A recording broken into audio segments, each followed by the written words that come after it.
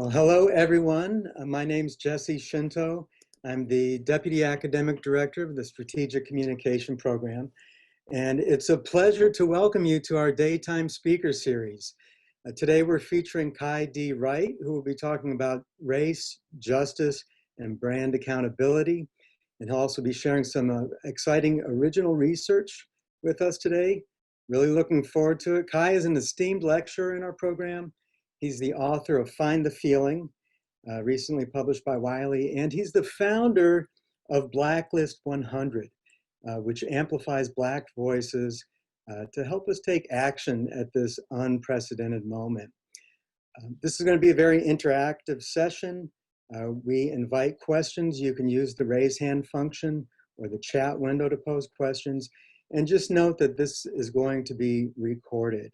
So with that, let's welcome Kai Wright. Hi, thank you, Jesse. I am very excited to join you today for a very special session. Normally, I am in the classroom along with Jesse, and we have a chance to go over a number of different topics related to persuasion and rhetoric and communication, and really showcasing not only great principles and theories, but also best-in-class practices and really great timely examples. And today, as Jesse mentioned, I'm excited to share with you research that was conducted. And I would be pretty remiss if I didn't thank two individuals. Hopefully they're on, and if not, you may know them already from the program for strategic communication. And that is Mark Truss and Diana Orico. And both of them are also associated with the program. Mark has been teaching with the program for over 15 years, and I've had the pleasure of having him as a professor when I went through the program over 10 years ago, and Diana is also a student. So the three of us collaborated on a piece of research that we're going to share today. And that research is around a topic that is ripped straight from the headlines, which is what we like to do. Make sure that we are bringing to you fresh new insights and original thinking, but also a basis to challenge your own processes that are used and to build really that strategy repertoire that you have available so that you can maintain that leadership position that you have within your organizations today and that you will have tomorrow in the organizations that you join. And so I'm going to go ahead and share my screen so that we can get this party started. And I see many individuals have already started to type into the chat.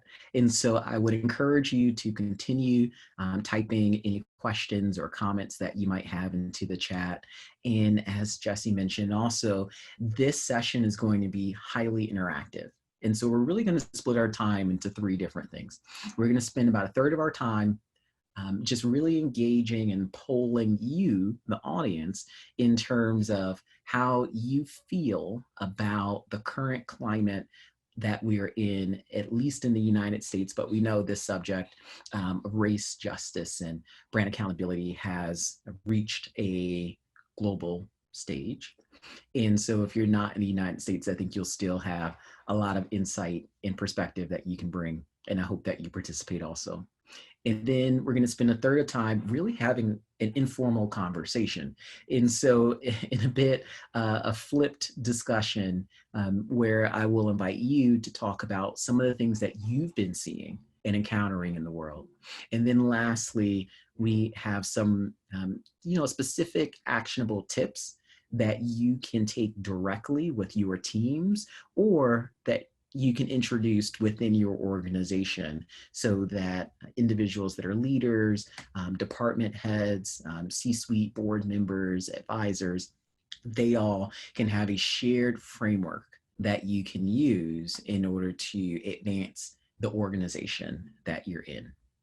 All right, so if everyone's ready to rock and roll, and just one additional reminder, this session is being recorded and it will be available for individuals to watch afterwards.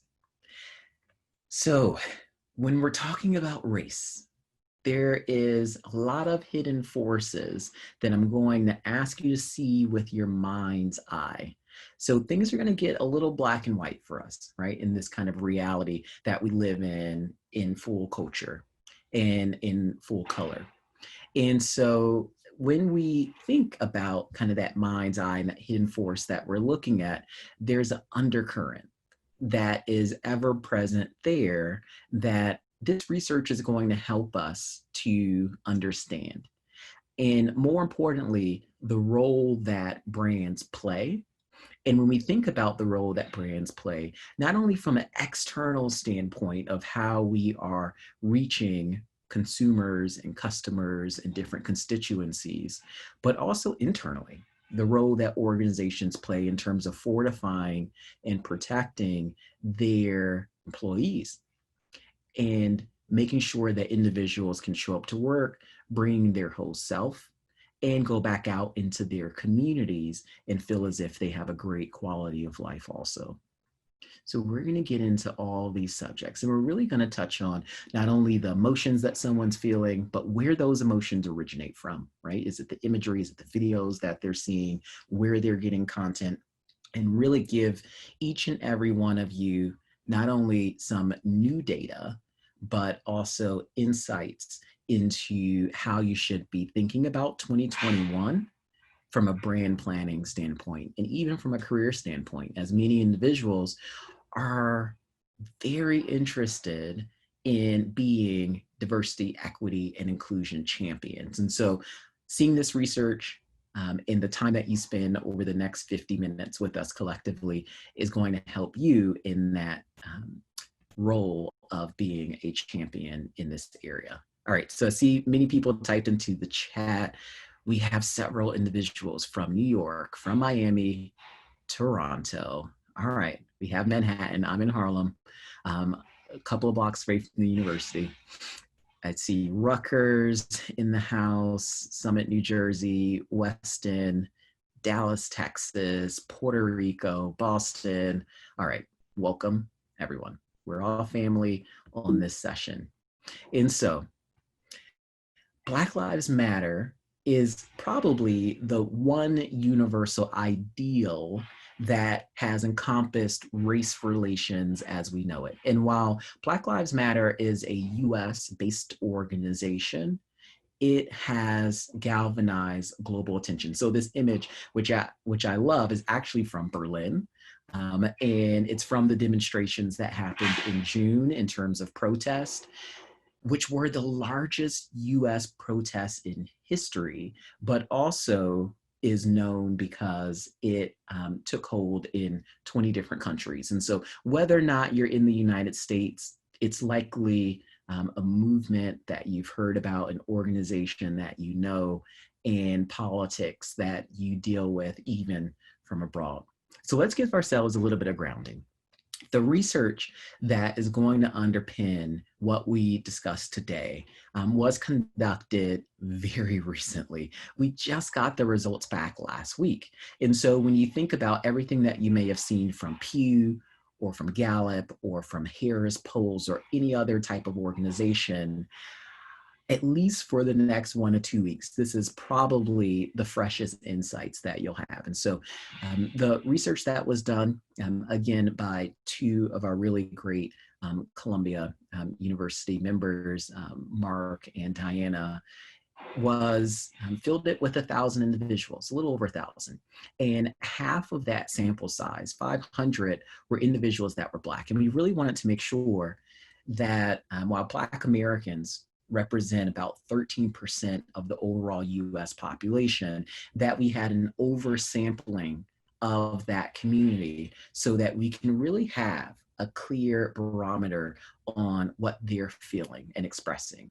And the reason why we put a spotlight on that group is because of Black Lives Matter, and because when we think of race, we tend to kind of reduce it down to its simplest form of Black versus white, right? There's a lot of other races that are important in this tapestry of the United States. And so for the purposes of this research, we have included not just white individuals, but also Asian Americans, individuals that are Latinx, and then individuals that are Native Americans also. And so when you see the research over the next couple of slides, the next 40 minutes, when it says GP, that means general population, and that means everyone. So that includes individuals that are Black too.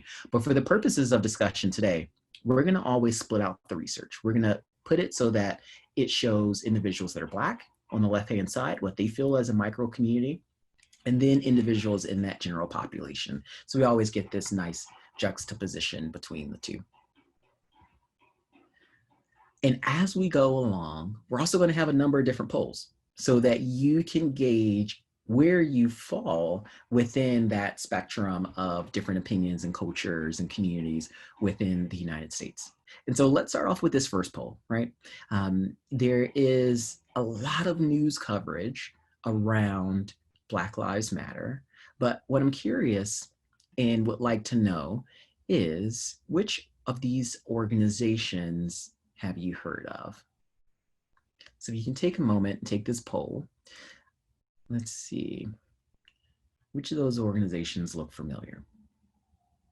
You can just click on the ones that you have had some familiarity to, may have seen in the news, maybe at an event. Some of these organizations, companies have talked about in the last couple of weeks from a donation standpoint. All right, so as you are taking that, it looks like most individuals are plugging away. What I'll say, just to prime you for a level of engagement, there are 10 polls that we're gonna do in the next 20 minutes. And it's really intended just for us as a community to understand how we're feeling and what we're thinking in comparison to the larger population of individuals. What I'll also say is, when this research was filled, it was filled with individuals in the United States only. So I think that's important to keep in mind. All right, we have about 80% of individuals that have responded back. So let me share the results back. If you're able to see this, then just give me a little thumbs up if you are. In that way, that'll help me to make sure that I'm tracking along with visibility for everyone. All right, great. I see some hands. I'm gonna lower the hands. So you got this on your screen. So first results that we're getting back in, a little warm up for election that's gonna happen with a lot of results announcements that we'll do during this session. And so Black Lives Matter, 100%. It may be because I primed you for that by putting it on big letters, but Black Lives Matter, NAACP looks like it comes in second. NAACP stands for the National Association of Colored People, and they've been around for quite a long time. And then Color of Change third. All right, so we kind of have our top three organizations that are in this space as it relates to race and justice and accountability. So let me share with you the results of how America feels and where they are teasing out. So Black Lives Matter was founded in 2013. 96% of individuals that are Black, 92% of individuals in the general population of the United States know what it is. So when we think about this micro community versus the general population, very on par. But one of the first things that was interesting about this research is that the NAACP, which was founded in 1909 and has a smooth 100-year head start than Black Lives Matter, actually has lower awareness than Black Lives Matter, which is pretty interesting, right? So we see a social movement within a 8-year period gain just as much awareness as an organization that's been around for over 100 years. And I think that insight in itself, right out the gate, gives us a pretty strong sense of the momentum that Black Lives Matter has. And it is not a moment in time. It is much more than that.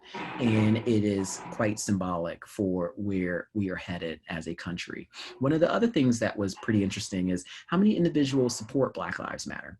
And what we found is about 83% of individuals that are Black support the organization, and a little more than half of individuals in the general population supports it. Now, this is where friction comes in. And what we're trying to solve for as communicators is how do we reduce as much friction as possible in our message? And how do we increase receptivity so that individuals are more likely to not only lean forward, but take an action, right? And then if we're really, really lucky, we can get those micro actions turned into longer behaviors. And so when you think about the awareness and the number of individuals that are supporters right now, it really helps us just to understand how hard we have to make communications work in some of the programs or policies that we pass. So as we're going along, I'll try to answer as many questions as possible if I can jump in, but I may leave some to the end. And so one of the questions that we have is how was support defined, as in favor of corresponding to action, contribution?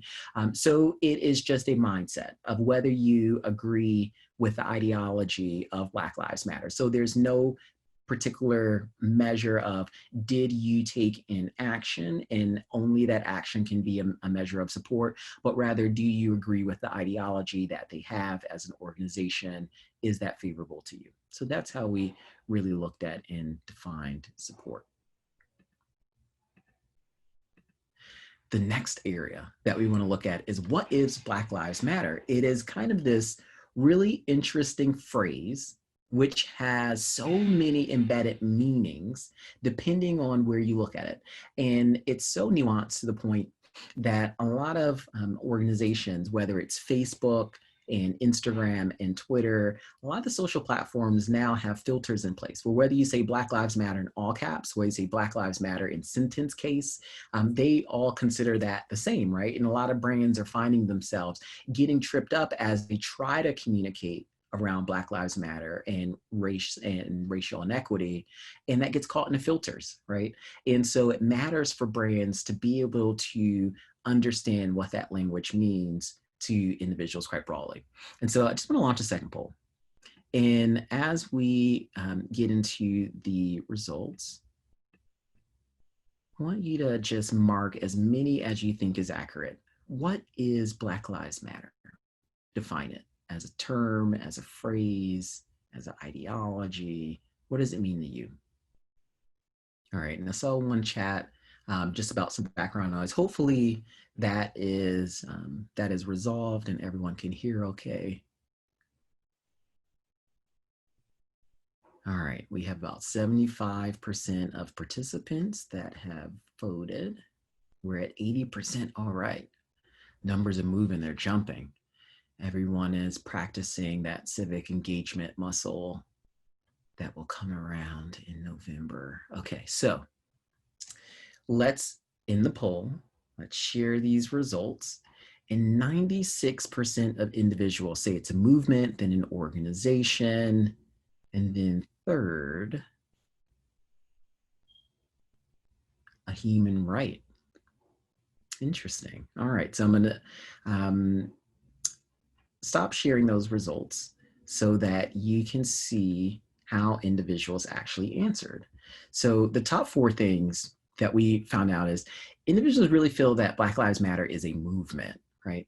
And so we often think of kind of whether or not when we communicate, if it's resonating, an organization actually popped up third. So less than 50% of individuals, when they see Black Lives Matter, think of the entity. And that is incredibly important because one of the things that I mentioned is a lot of the filters in terms of social media platforms, they will tag content as being political in nature, right? And what we find is that only a third of individuals actually feel and define Black Lives Matter as something that's political in nature. And so we have this kind of first great divide, right?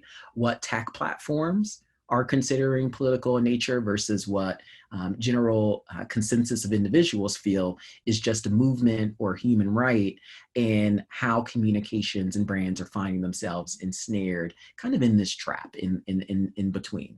But there's a lot of work to be done, not only from activists and supporters of Black Lives Matter to really define it as a movement rather than something that is mired in politics, as well as internal organizations.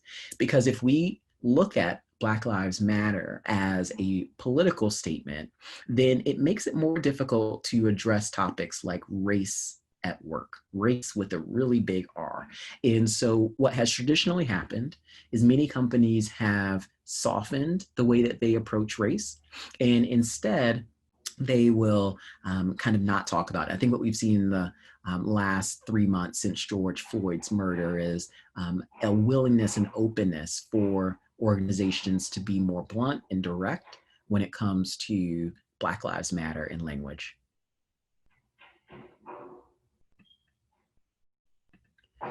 So let's move to this next area in terms of comfort level.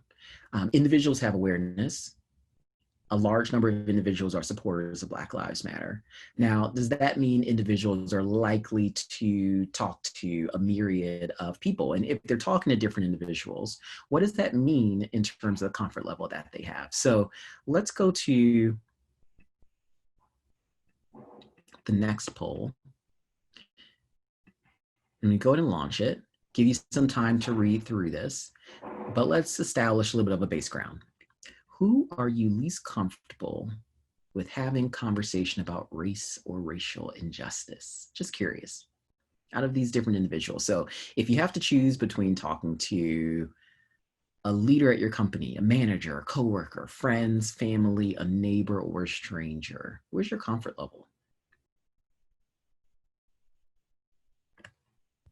Give you a couple of seconds to do that. And while you're doing that, I'm just going to read some of the Q&A questions, see if there's any that we can start to answer.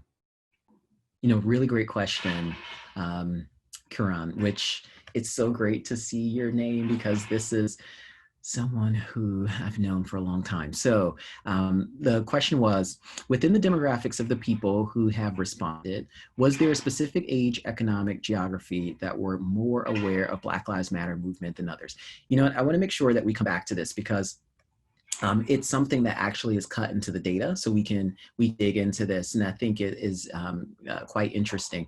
When this research was conducted, individuals were identified on 3 different levels: whether or not they lived in an urban environment, whether they lived in a suburban environment, or in a small rural area.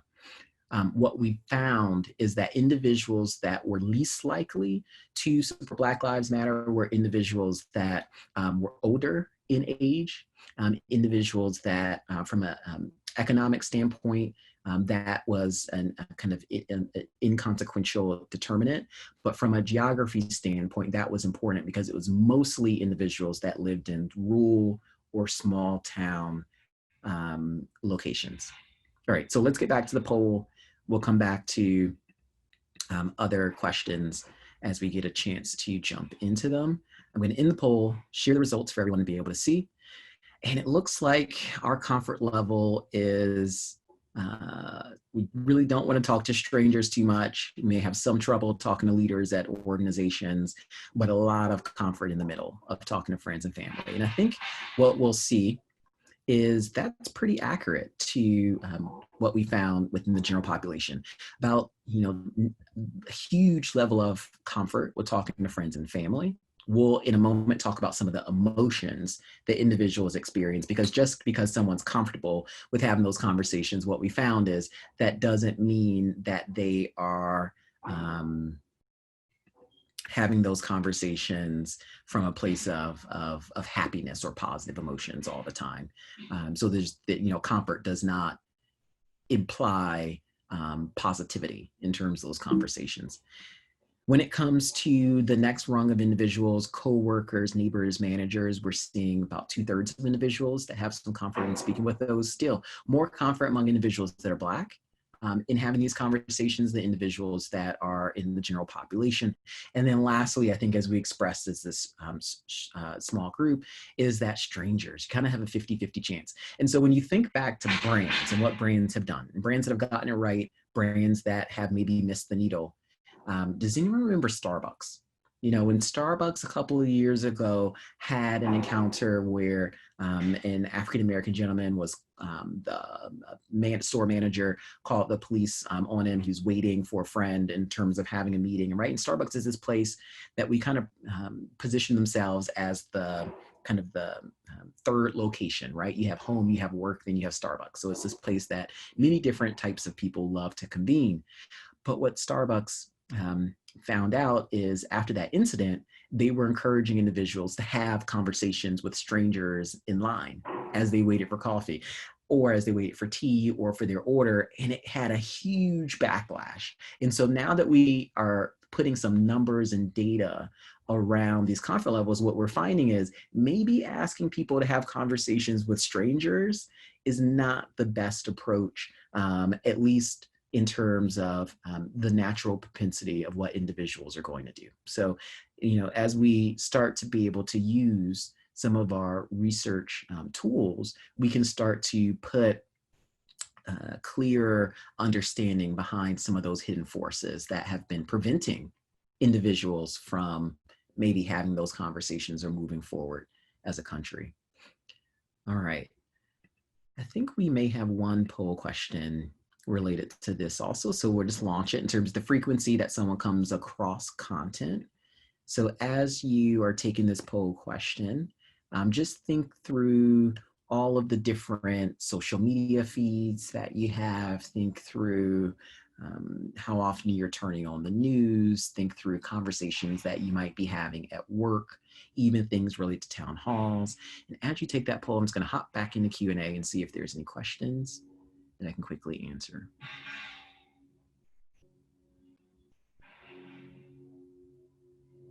All right, so one of the questions is, can you address how to have the conversations with leadership, or is that another webinar? You are lucky, because as long as I can keep on time, then we will end with talking about a couple of rhetoric tools and how to modulate in terms of conversations. And that's going to help quite significantly in terms of how to address leaders, because leaders typically communicate from one or two rhetorical styles.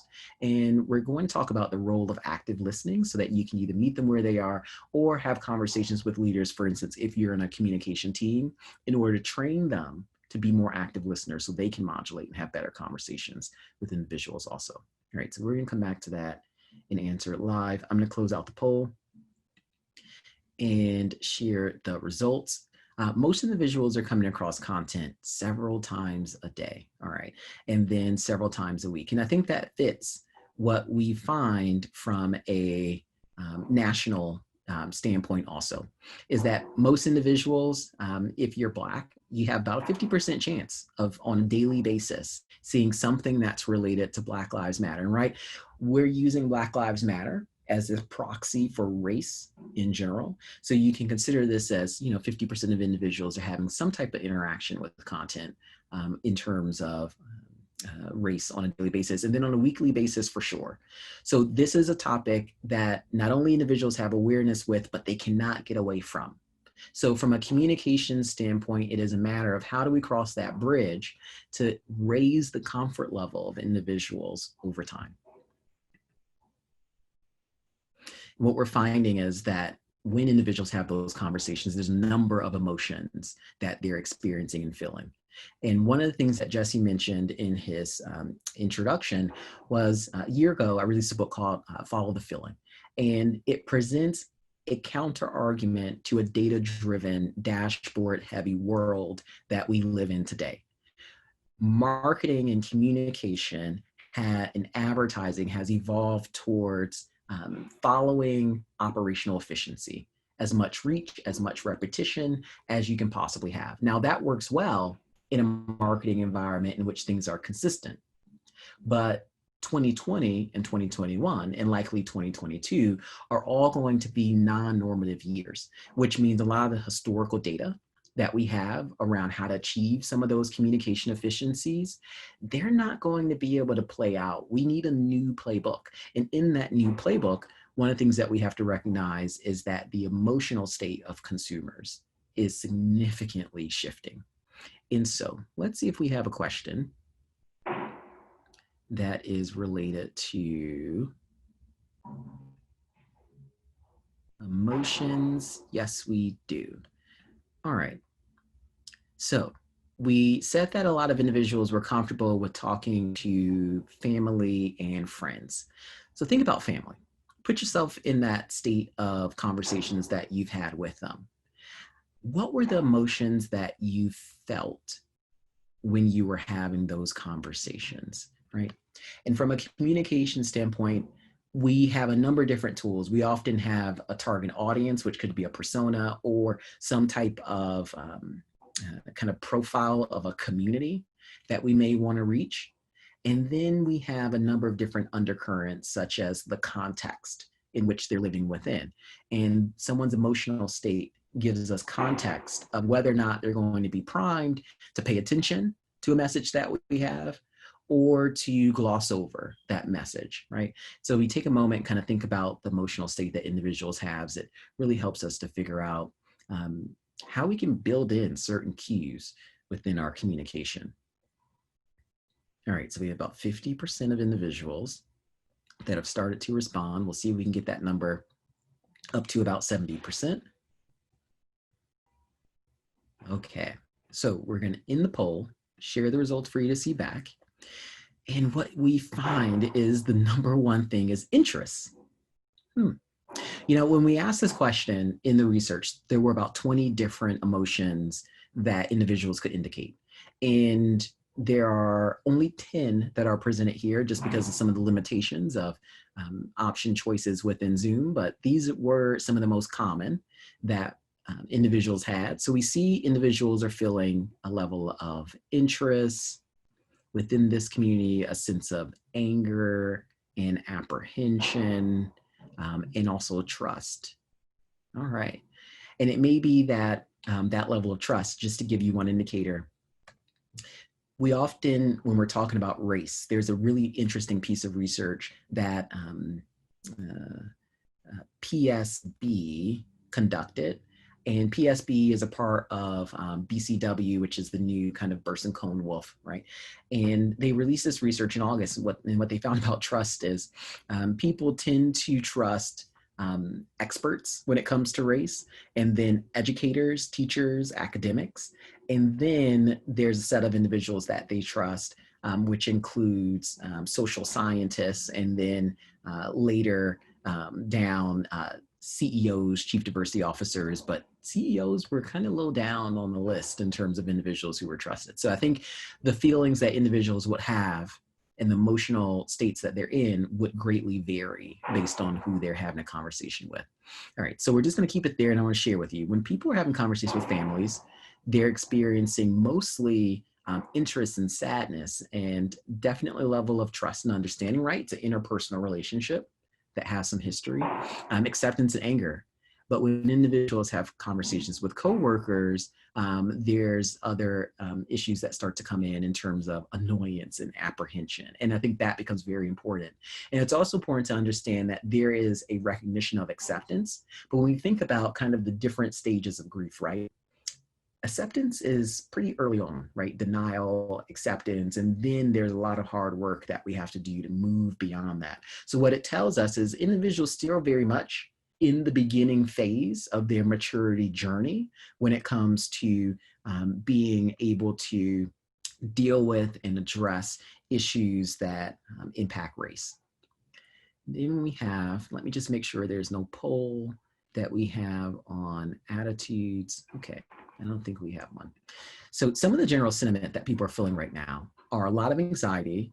People are feeling empowered for the first time to really call out microaggressions, to really name different behaviors and policies and practices that are not leading to the level of results from an equality standpoint that individuals want. And then we have also what people are expecting at this moment in time during 2020. A lot of instant gratification. So a set of individuals that want to see results incredibly quickly, right? As it relates to this topic of race, a level of convenience. Which comes into play when we think about the actions that we're asking individuals to take. Are you asking someone to attend a town hall? Are you asking someone to join a committee? Are you asking someone to attend a protest or go someplace physically to an event? And so as convenient as we can make social change, the more likely individuals are to do it. Individuals are demanding diversity and inclusion, not only in imagery, but also in hiring. There's a huge level of distrust of big institutions. We think about the government.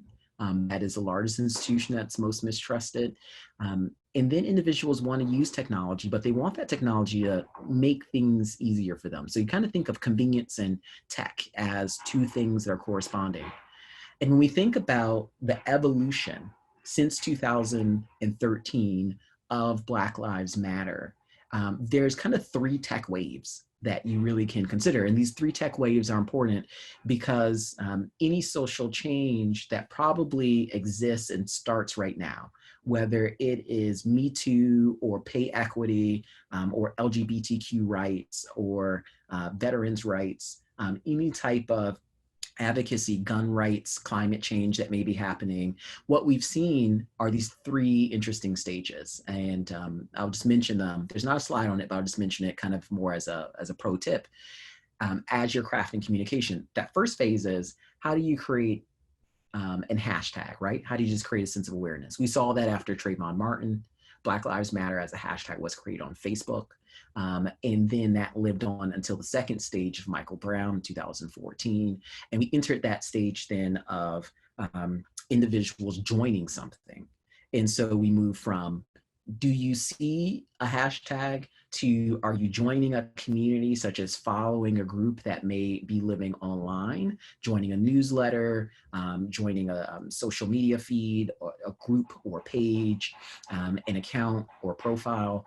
And then lastly, what we saw with George Floyd for 2020 was this entering of the third phase, which was mass mobilization. And in that mass mobilization, really turning and asking people to show up and go somewhere. When we think about consumer psychology, and Robert Cialdini specifically, one of the things that you're familiar with in the program, and for those of you that are not in the program, you can look at his book, Influence. It sold over 1 million copies.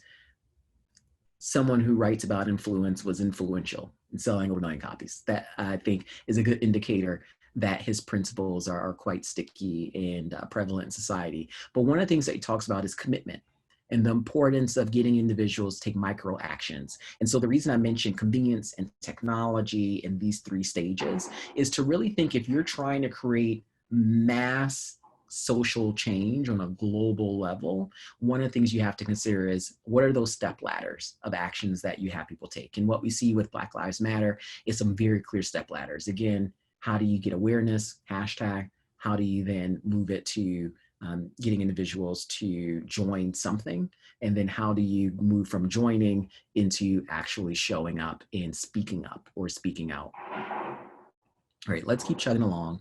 One of the things that is going to be helpful is values.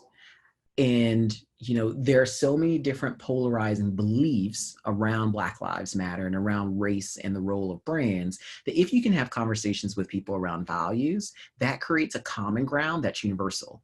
And Shalom Schwartz, who's a psychologist that conducted this research and a professor of 30 plus years, he has polled over 75,000 individuals in 60, and I think at this point, 70 different countries. And what he's found is, regardless of your culture, regardless of your religion, regardless of your race, regardless of your language, there are 10 values that individuals come back to. And so one of the ways that you can have better conversations with leaders, and leaders can have better conversations with individuals at their organization or individuals that are out in the world externally, is by bringing the conversation of race to values, so that there is more common ground that is created. All right, so we won't take a poll on values, but just one tip. You'll also be able to get a copy of these slides. We're happy to share them with you. So I'm going to kind of breeze through a couple of things next, just to make sure that it's touched on from a high level standpoint. And again, this is research that we literally just got in last week. So I'm excited to really dig into it and get your feedback, impressions, but there's a lot of research that we're still putting together. The research from the values of Shalom Schwartz was not part of this research project. So I just want to be clear about that. It was part of his academic research for a long time, but just want to make sure that we're taking this research and data and turning it into actionable tips and techniques that you can use from a communication standpoint.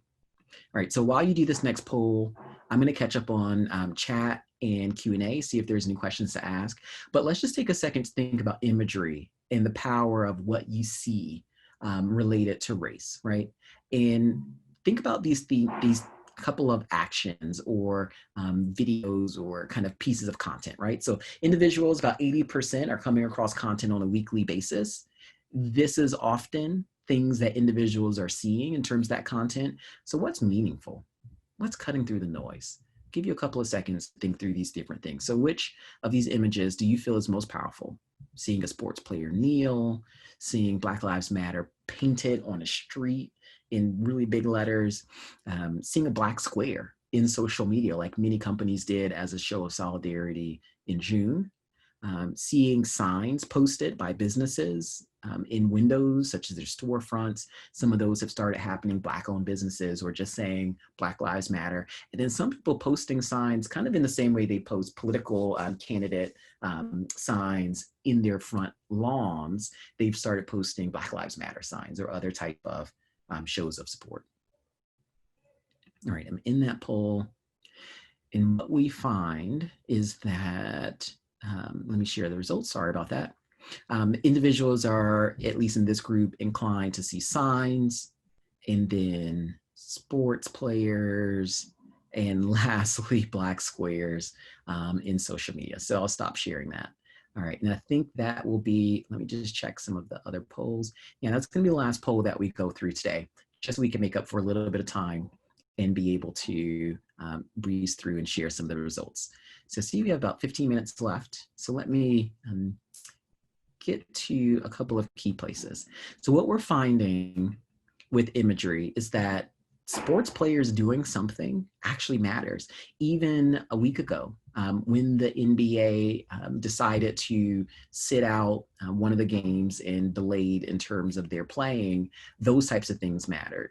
Naomi Osaka, putting on different masks, those things matter. So, right, people who are using their platform in order to put attention on this issue. So when we're thinking about spokespeople, endorsers, other kind of people who as a brand we might want to reference or put some attention on, we're seeing a lot of traction when it comes to that. And then lastly, signs, right?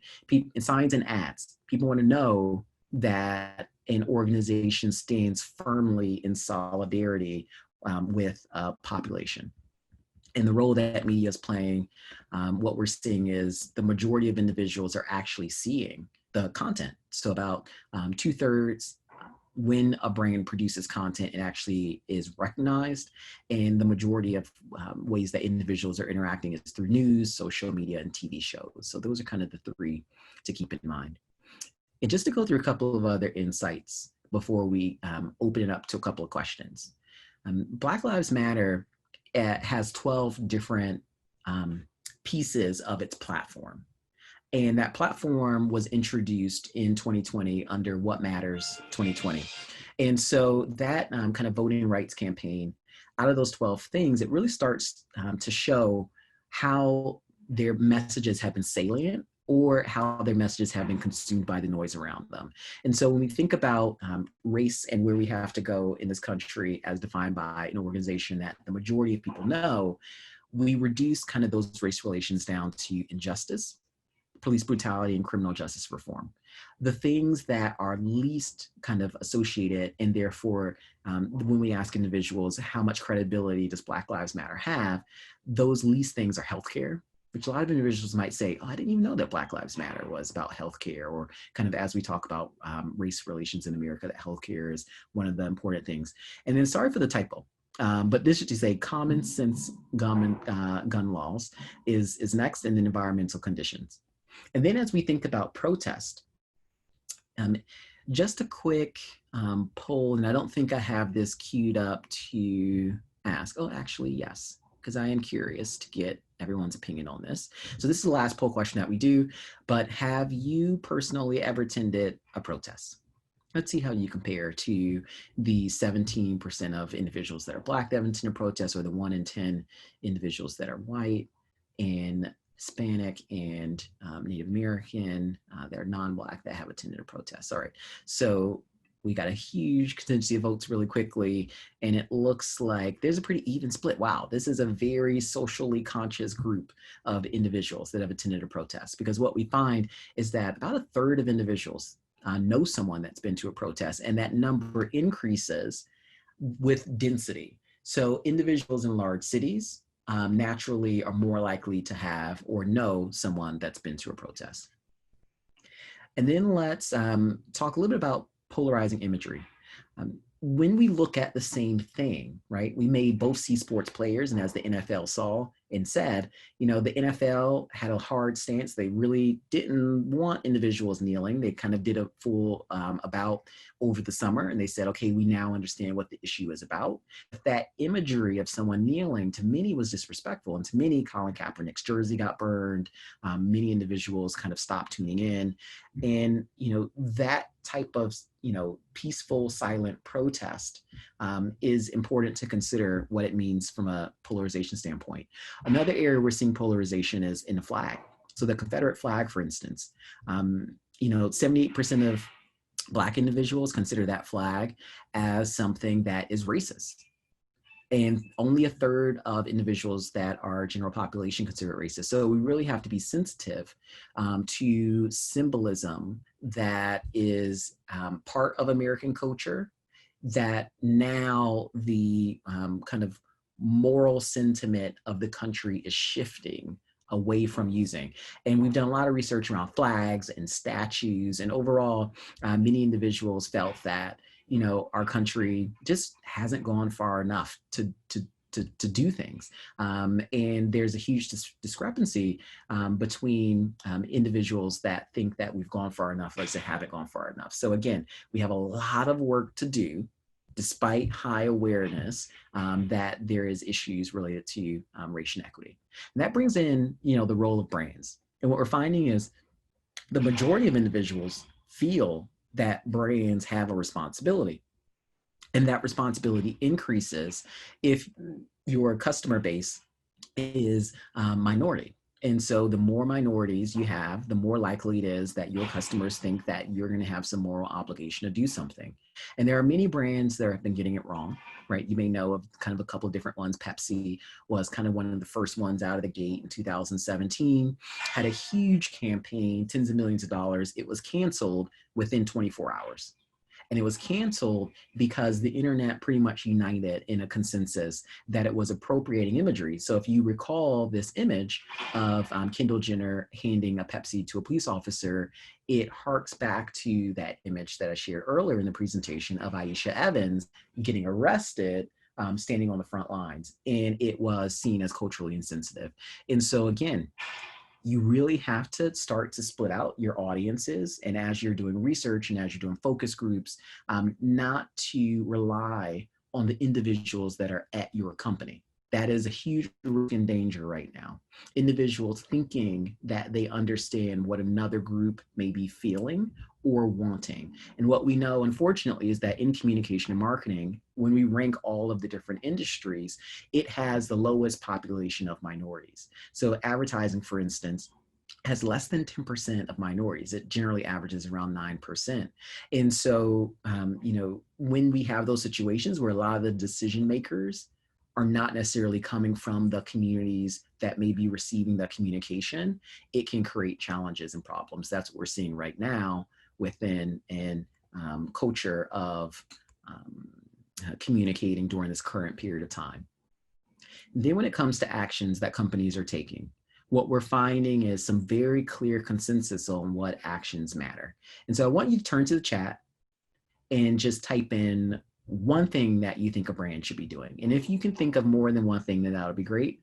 But I'm always curious to kind of capture this research of like, what do you think is going to move the needle? So I give you a couple of seconds just to type in something that you think is going to move the needle. I'm going to hop into Q&A, see if there's any quick questions I can answer. So what is kind of one solution that you think is going to work well? All right, so one person says, I actually think the most powerful symbolism is the large number of white people participating in them. I agree. It is kind of the most diverse protest there have ever been. within the United States. I've gone to several different protests within New York City, in Times Square, in Bryant Park, in Harlem, and the majority of individuals, I would say at least from the Midtown, have been non-Black. I was one of the only ones in kind of 1,000+ individuals. So I think, as we look at the news, we're seeing kind of more allyship in action of individuals showing up also. All right, so lots of actions that were typed in. So promoting, evoking different feelings, better DE&I in hiring, listening. All right, so here's the top actions that you should be thinking about as a company. Showing solidarity, right? And showing solidarity means asking individuals that are in more minority populations what solidarity means, rather than inventing or creating it on your own in the absence of their voice. It means using your platform to spread and amplify voices, right? A lot of this comes in when it comes to thought leadership, executive visibility, and also influencer relations. And so if your company does any of those things, really thinking about how do you diversify the voices that are coming out the other side? How do you invest in community? So not just giving donations, not just giving money, but investments. Verizon created a $25 million fund to give grants back to companies. And many organizations have done the same, where they're investing in small businesses that are owned by minorities so that they can reopen and they can take into account the double burden or double jeopardy of COVID-19 and the impact that that's having also. Individuals want to see policies change and practices. And then lastly, all that listening and internal conversations that are happening. And what you can see is that the solutions are higher supported by minorities that may be suffering through some of these conditions than individuals in general population.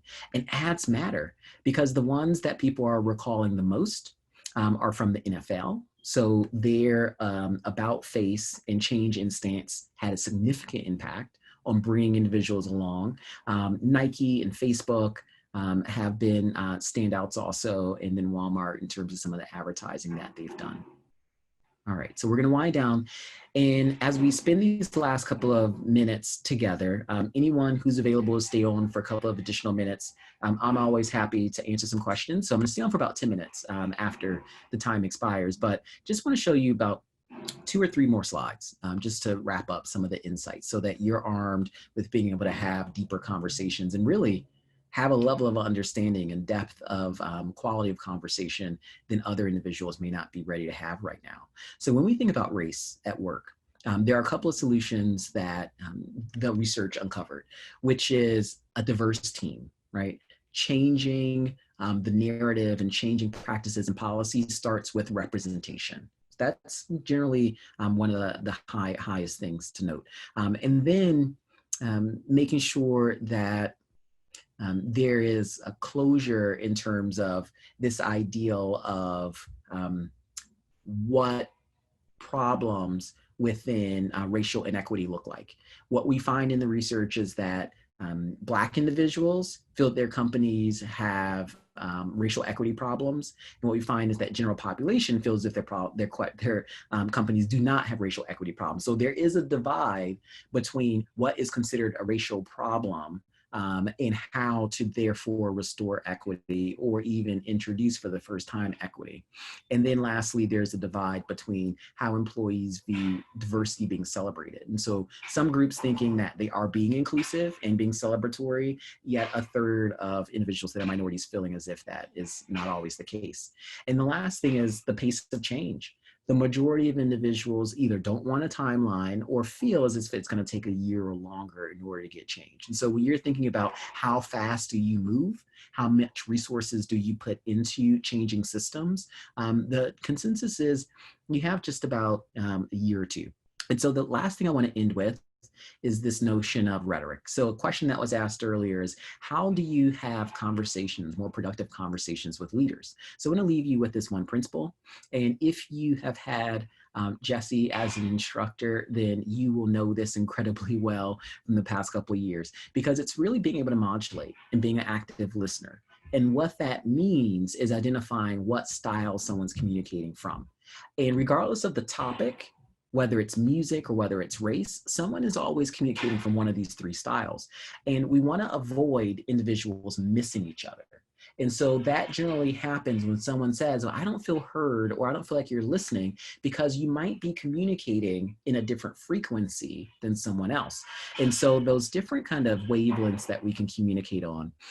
Ethos is that first one, right? A lot of leaders communicate from this standpoint.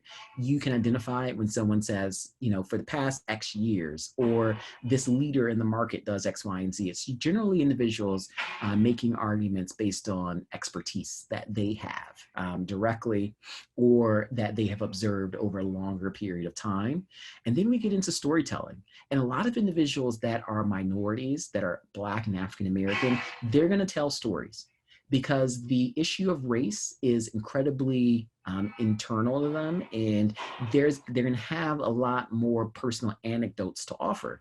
And so one of the things that we have to be very careful of is that even individuals that don't have a lot of personal stories, that might be using statistics or might be thinking more from a macro standpoint, right? Storytelling is going to be very micro. Statistics can be very macro. Ethos may live somewhere kind of in the middle of your own personal journey versus what you've seen other individuals do. You have to make sure you modulate. So if someone tells you a story and you don't have one, at least acknowledge it, and then move on to a different subject. But a lot of the misfires that we have within communication is because people don't stop and pause and acknowledge that someone just communicated at them in a way that is different than they may be communicating. So if I'm trying to have a conversation with you and I say, oh, every day I'm going to work, I get stopped by X, Y, and Z group, and I really don't like it. And then someone else, the next thing they say is, well, you know, 50% of people experience that problem within, you know, the New York City. So, you know, they may imply that that's nothing unique. That's how conversations end up becoming negative and build pessimistic energy within them. When individuals feel as if they're not being acknowledged and they're not being met where they are from a rhetoric standpoint. All right, I'm going to pause there, because I think we went through a significant amount of material, and let me see what's left. All right, one last thing, sorry, a little bit of overdrive. It's just the three things that we have to make sure we start to communicate through. When we're having all these listening conversations internally, we're communicating externally with different audiences, working with partners. These are the three biggest hurdles that the research uncovered that we have to solve for in the future. This notion of white privilege. If someone's a Black Lives Matter supporter, they believe that white privilege is real. If someone is not a Black Lives Matter supporter, then they believe white privilege is not real. And earlier this week, or rather last week, the journalist Bob Woodward, who catalogs different presidents, released a tape with President Trump, and in it, he was talking about white privilege and his own white privilege, and President Trump said, white privilege is not real, you're drinking the Kool-Aid. This is the type of mindset that this research was intended to codify, so that we can actually put numbers to how many people may share that same sentiment. And what we find is it is a lot of people that share that sentiment. And so the president, as many people will say, well, he was just being controversial. He was not being controversial. He was actually indicating a belief that many individuals, we've been able to quantify, has and shares. People thinking that Black people have the same access to opportunity. You can see that supporters believe that's not true, whereas other individuals feel that it is. And then lastly, we have a lot of work to do when it comes to feeling as if enough has been done in terms of equal rights. So those are kind of the three big hurdles that we have to cross in the next coming months. All right, I'm going to stop there and really thank you for all the great participation that you've given.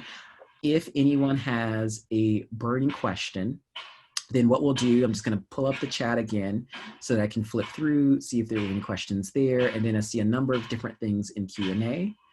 And I'm going to stay on for a couple of minutes. I want to be respectful and mindful of everyone's time. So, of course, thank you significantly for being able to join, being able to get some of these insights, and really having the courage to listen and participate in this dialogue as we try to make sure that you not only have the communication techniques and tools that you need to be leaders, but also to be able to facilitate conversation and to steer what's happening externally from a communication standpoint also. Hey, Kai, thank you so much. This was such a thought-provoking talk. And I think really a challenge to us as professional communicators. You know, are we using our skills to help in this situation? I think that's something we all have to ask ourselves. Um, before we leave, I want to thank Isabel Mayoral, who organized the event, and also Vicky and Denise, who handled the technical side on the back end.